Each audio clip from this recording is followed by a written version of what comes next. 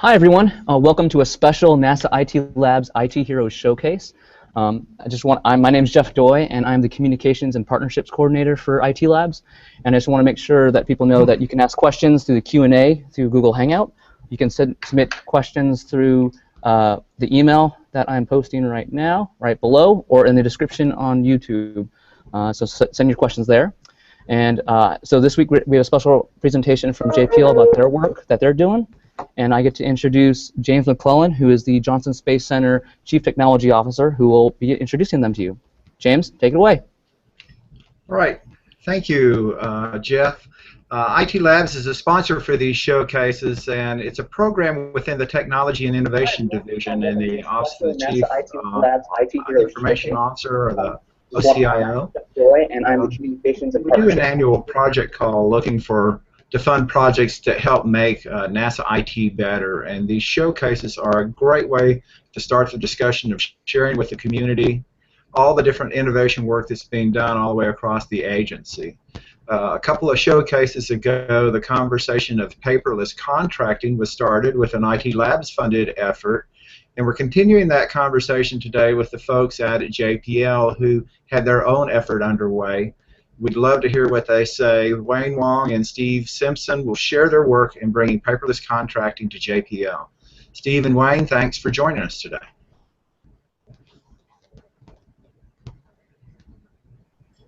First of all, let us thank the NASA IT Labs for hosting us. And just so you know who's who, I'm the technical lead for the project, and Wayne is basically the real brains behind it. He's the SharePoint specialist, and he's the one that makes everything happen. So we get to tell him what to do, and he does it. So we're happy to be here this morning to share what we think is a big success story at JPL, and not only a success story within the acquisition division and contracting, but the work between acquisition and the OCIO as well. We had a great partnership doing this process. So we're going to explain to you a little bit about our process that has now gone live and is running successfully. It is called IAN, Interactive Acquisition Network. It was chosen by our division as a competition. And so that's our official name for it. So you'll see that several different places. But it is a paperless subcontracting initiative. It kind of goes along with the initiatives that NASA is working on as well. And so hopefully this will be useful across the agency. Jeff, do you see our presentation? I do. Okay, good. Just wanted to double check. Okay. So first of all, where did this come from? Well, we have a lot of new people, a lot of young people coming into the division, and with that, they have a certain set of expectations, of course. They want to be mobile, they want to have everything digital, and when they are coming in, before this process started, everything is very, very paper intensive, or was paper intensive. And so along with some ideas that we got from there, some ideas that we were already talking about, and some of the initiatives that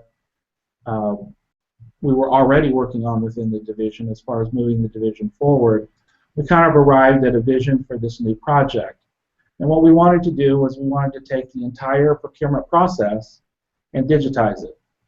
So that starts at creating the actual contract and moving it through a review process, a signature process, then ultimately storing that document while it's being managed, and then also sharing that along with our customers like invoice management and accounts payable and property, and then ultimately closing that contract out, all paperless, all electronically.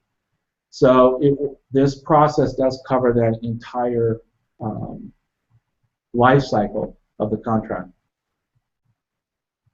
So we're going to share just a couple of quick pictures with you. This is probably a lot like what you see every day. This was our world. Everywhere is paper, was paper. In these three pictures, you see just a brief example. Not only do we have a lot of paper in our offices, but we have a lot of paper throughout the division and across the laboratory, really, because acquisition, of course, touches everybody. This is another example on the left. You see just one subcontract. And our contracts, we put in binders, tabbed binders, and on the left you see one subcontract. That contract's only halfway done. So it's already 27 binders. It's probably going to more than double in size by the time it's over. On the right-hand side, that's just another storage area. Again, we don't have enough room in our offices to contain all the paper. So a couple of years ago, we started this, and we had a communication team, and this team started sharing a lot of facts with the division and other people that we're going to touch about the costs of having all this paper and the kinds of things that we could save both in time and in money. So we started prepping people way early for this, and so they got a lot of information ahead of time so that when we went live, they were kind of knew what to expect. So to create this process, we had a lot of success criteria that we put down. And one of the things that we really wanted to do was get early buy-in. This process started a little over 2 years ago. I almost said 20 years ago. It seems like 20 years. 2 years ago. 2 years ago. And it had, we have a little over 50 acquisition people involved and also customer people. So invoice management, accounts payable, property, all those type of people were involved in it. And they did anywhere from small things to fairly large things. And so over those 2 years, we had a significant amount of people that had seen the system, that touched the system, that may even have tested the system. And so when we came to the day to turn it on, a lot of people had already seen it and already knew what was coming. So it really helped the first day and up to the point where we're at now. So the other thing we wanted to do is there's a lot of processes that are already working. We've been streamlining processes for years, and we wanted to maintain those processes that are working within the system. And of course, we all want to improve customer satisfaction. We need to comply with our contractual requirements, and we have that CPSR certification we have to make sure to support. So those were important in the back of our minds. The other thing is we wanted to make this process easy, simple, using tools that people already knew and knew how to use, and also support the JPL approved systems, tools, and architectural standards that we have in place. So the tools that we basically used were SharePoint, OneNote, and Microsoft Office products, which you'll see in a little bit. The other thing we wanted to do was we needed to demonstrate both hard and soft savings. So this 2-year process, we think, just some rough calculations, within the first year, we're probably going to have enough hard savings to almost pay for what we expended in those 2 years. So the savings are fairly significant, both in paper and just all the kinds of things that you have to buy in order to maintain that paper, space savings, and of course people's time as well. We have a lot of savings in that. The other thing is a lot of our people are starting to move around a lot, like everybody. We have a very mobile group, and they may be moving from office to different meetings. They have to support different projects. They may have to travel with the different projects. So mobility was really important. The other thing was we wanted to enhance the flexibility and sustainability of the procurement process.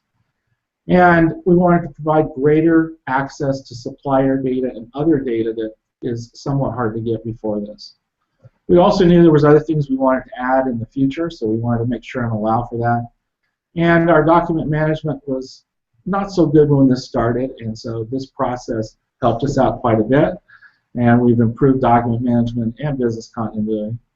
And of course, through SharePoint, we have a lot of permissions capabilities, so really improved our security and data integrity of the process. And I think one area that we're going to see a lot of growth and potential in is in collaboration with our customers. As our customers start to realize all the things that we can do in the collaboration process, I think that'll be a big area of growth. And of course, any other processes that weren't working, where we could simplify them or bring them into the system, we tried to do that as well. So in the review process, the package has to go through a number of reviews. And so using SharePoint, we're able to push that OneNote package through the review process, all the way from draft stage through management review, priority review, internal legal review, Caltech legal review, and ultimately NASA management review. Not every package has to go through this kind of review, but all packages have to go through some kind of a review. So the review process is part of this as well. Once this package has been reviewed, then of course it has to be signed off. So the sign-off process is almost more lengthy than, or can be more lengthy than the review process. So it can go through a lot of different people, all the way from just the subcontract manager and group supervisor, all the way up to laboratory director if necessary, depending on the value of the contract or the complexity of the contract. So the signature process can be somewhat complex. So what we're going to do now is Wayne's going to pull up Ian, and we're going to give you a little live demonstration of what Ian looks like and a little bit of how it works.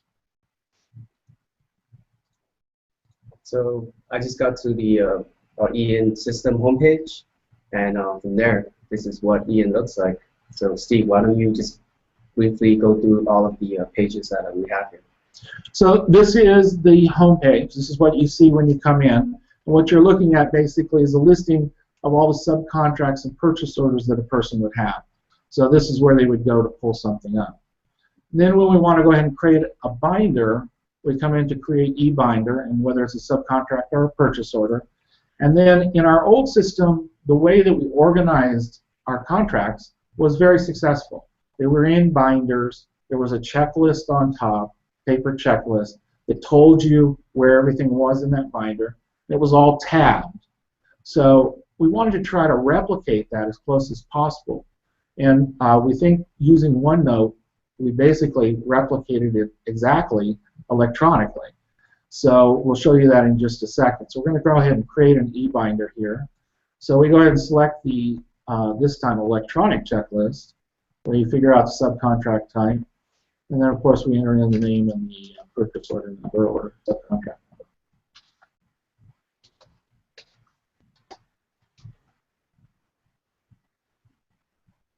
And now the system is going off and creating this subcontract in OneNote. And that's it. It created the basic subcontract. So we'll go ahead and pull that up in OneNote. Let's just see what that looks like.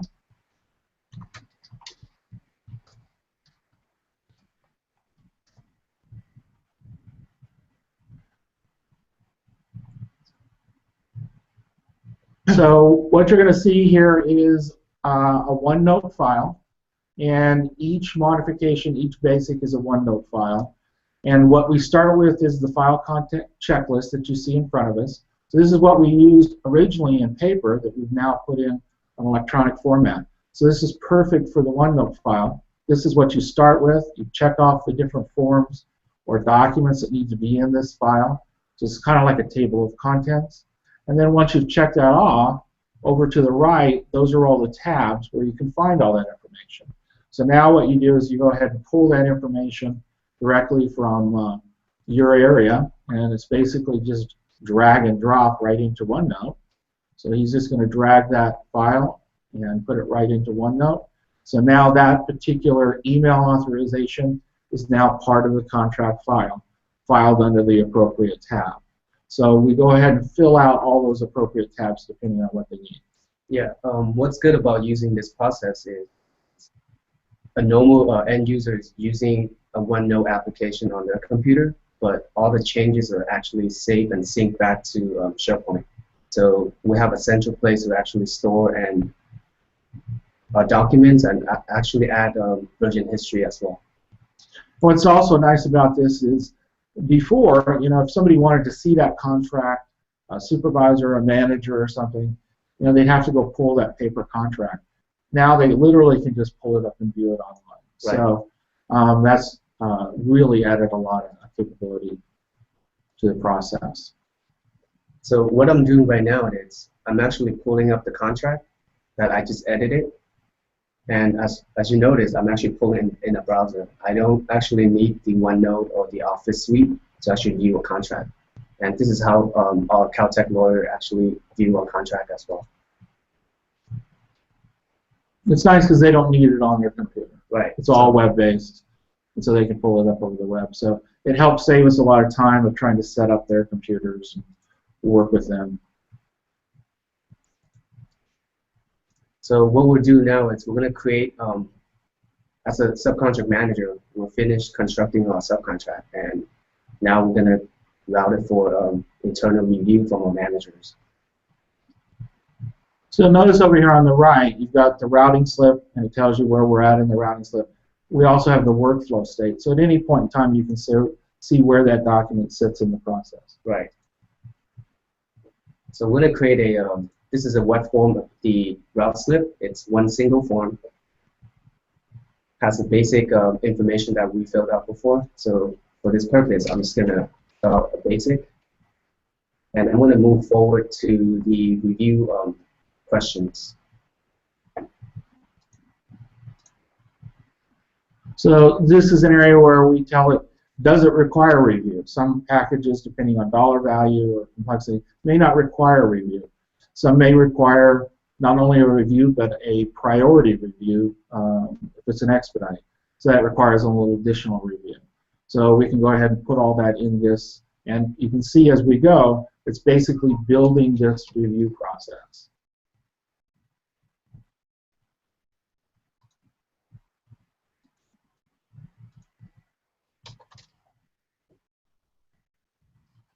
All of this is tied to our LDAP system, Right. and so it makes it easy to route across the laboratory. So the next screen, it's our internal compliance review, and based on the business process, it's required. So we're going to select Ginger. I think she's the secretary of our compliance office. Yeah, she's the administrator for that office. This allows us to route just to one person, because occasionally we don't know who's going to pick up the package and review it. So we have a centralized person to go to, then she can reassign it to the appropriate person. Same way in our Office of General Counsel and in NMO as well. For this demo, we're not going to do the OTC and NMO review, but those are optional.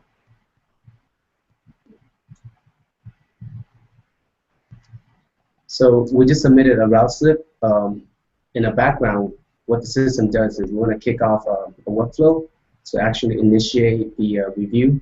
First, we'll validate the user input of the route slip, and then we'll determine, based on the input, where we're going to go from there. And I think the first step of the workflow is to do a group supervisor review of the package. Right. So I'm going to go back to home. As you can see, the workflow state changes to under management review. So I put Steve Simpson as the as one of my management review. So I'm going to switch over to his login.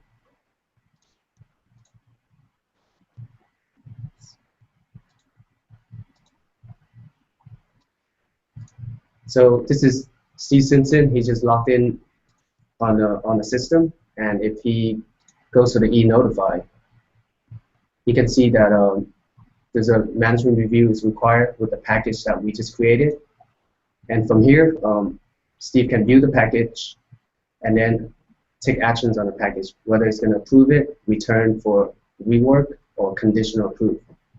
So this e-notify section of Ian gives you things that you need to do at any particular point in time, not only whether you're the subcontract manager, but whether you're a supervisor or one of the reviewers in the process. So not only are you notified here on the e-notify section, but there's a whole email trigger process as well. So you will also get an email that lets you know with a link in it that allows you to go directly to the Ian process. Right. So as a subcontract manager, since my package is under the management review, so along the way I always get email notifications whether my package is under what state review and who's reviewed it. So I'm going to go back to the site, and Steve's going to approve it.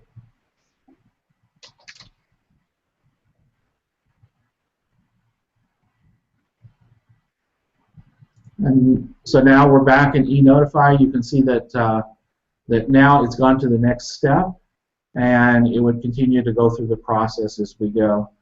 And at any point in time, again, I can go in and look if I'm the subcontract manager and see where it's at in the process. So we're going to go back to the route slip really quick to show you some of the features that we developed. So this is a web view of what the route slip looks like. as you can see, the basic subcontract information, the subcontract manager's information, and who's actually reviewed and approved, and you can see that up front. We also have a review history, so you can see an audit trail of what's happening to the package. So I created a route slip, and the first stage of review is under management. It's under Steve, and we have timestamp when it's received, when it's completed, along with the comment as well. So if I switch back to Steve's queue, he should have a priority review.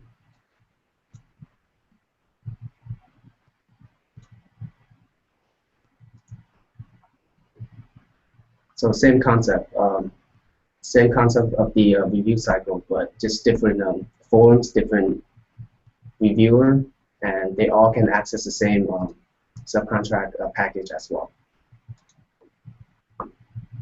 So we'll go back to our home. Yeah. So we have a couple of other things you see here that we'll just quickly talk about. The eWorkspace is now a centralized document storage area where we have where everybody that creates contract files will store them centrally now instead of locally on their computer. So this should help out a lot with our document management as well. So we have all that. Each person has their own eWorkspace area to pull from.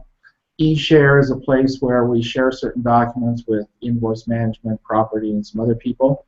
We may increase that capability later. eAudit is where we're going to share packages and electronic files with auditors that come in. So it'll be a completely separate place. We don't have to manually do that. Not only that, but the audit teams don't necessarily have to come to JPL in the future. Right. They'll be able to do that remotely as well. Right. And then with SharePoint, we have a significant increase in the capability to do searches. So a lot of times it's really difficult with as many contracts as we have to find something that you're looking for. With the fact that all this is all organized centrally and kept centrally, we can do a search across all the subcontracts and POs and find what we need to find. So that's going to help us quite a bit. I want to stress a little bit more on the search, actually. So with the SharePoint 2013, we can actually index and search not only on the metadata of the file, it's actually we're indexing and search within the file. So any character, text, now we can actually search for characters inside a contract that's been in archive. Right. So we'll switch back to our demo.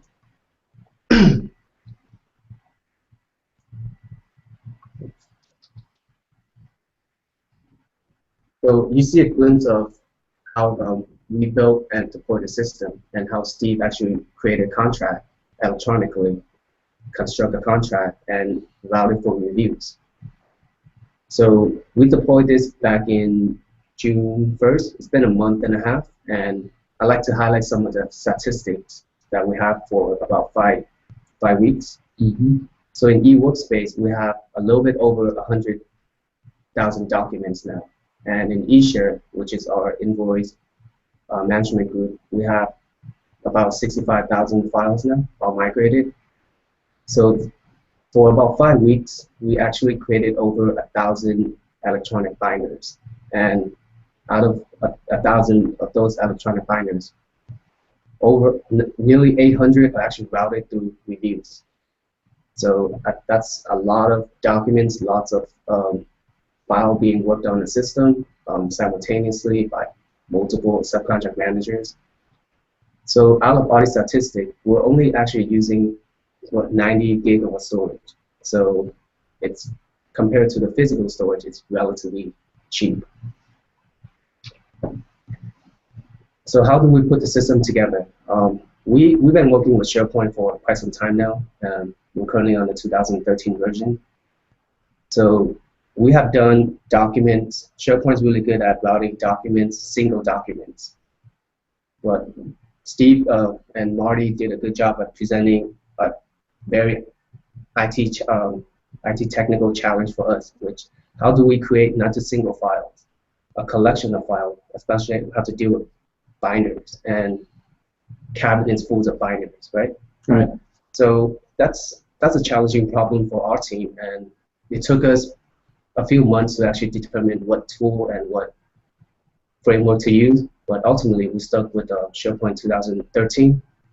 And along with the Office web app, now we can actually collaborate and share documents. One of the things I stressed earlier is that any changes that I do on my computer, the Office web app will help sync the changes back to SharePoint. So I don't have multiple copies of the files that we currently do. So to construct the eBinder process, we use OneNote, and we thought OneNote really a electronic binder that Microsoft develops, and it syncs integrate with SharePoint relatively nice. So we chose OneNote after a few months of evaluations. So how do we put SharePoint together to create a binder-like process electronically? So in SharePoint, there's document set content type. Content type in SharePoint is how we manage and organize our files and data. So for this system, we developed 13 different content types, one custom content type per checklist, and for each of the checklists, we have its own OneNote file template. So when we create an eBinder, we automatically have a OneNote checklist preset for each of the binders. So how does that replicate what we do in real life, right? So on the right side, I have a document set. It's really a file cabinet. The OneNote file checklist is really a binder. The OneNote section, it's the binders tabs, and the OneNote pages is really the binder pages. So I thought that fit nicely, so that's why we chose OneNote. So that's how we will build the eBinders. Now, how do we actually streamline the process of creating multiple review slips that subcontract manager have to fill out? So on the left side, based on the review process, we have 6 different paper forms. So we streamline that and we use one single web form, which we demoed earlier. So on the right side, for the approval forms, we have 17 different custom approval forms, and each have different metadata, different views, and different reviewers as well. And one generic form for the subcontract manager in case the reviewer send it back to rework or reject. So we have 17 different approval forms. That means 17 different approvals. So we didn't want to develop, custom approval forms over and over. So we developed one single approval task that we can reuse.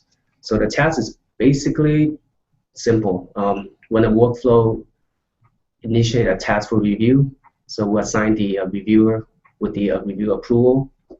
The reviewer can approve, reject, or reassign or delegate to another review.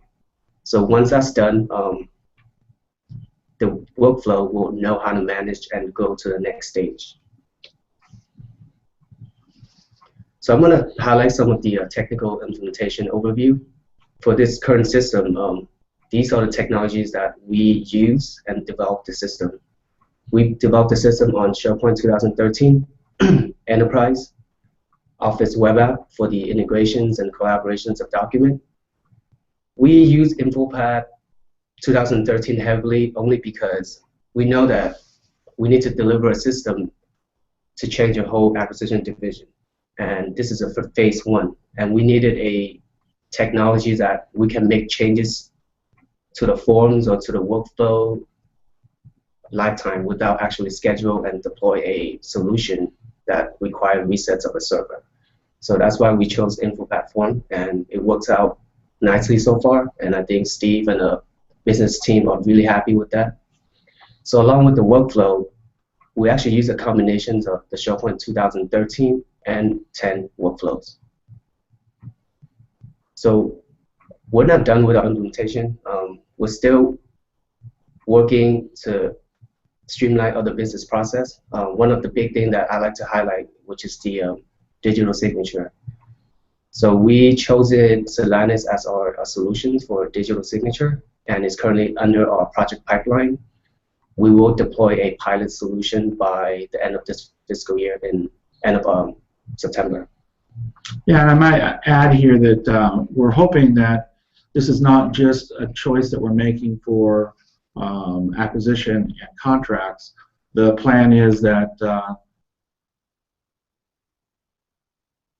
Silanis as our digital signature choice. Right. So we're looking at lots and lots and lots of possibilities to deploy the digital signature process. So this is just the first of that. Right. With that, we would like to open up for questions and answers. All right, so sadly we don't have a That whole was lot great, of guys. I do have some questions. So you built this app pretty much completely at JPL out of the technologies that you just talked about? Right. Cool. Yeah, it was all done. It was all done in-house, all done by our SharePoint team, which we're real proud of. This was an acquisition initiative, so we came up with it. We designed what we wanted to do. Then we went to the OCIO and said, "Okay, we're going to need your help, and we want your partnership in this process." And we wanted to think about this as something that's a lab-wide thing, not necessarily just acquisition. So we want to be able to let you use these processes all over and reuse them. So even though it started out as an acquisition process with the partnership with the OCIO, I think we'll see a lot of growth from not only on this system, but how it may interact with a lot of other systems in the future at JPL. Right.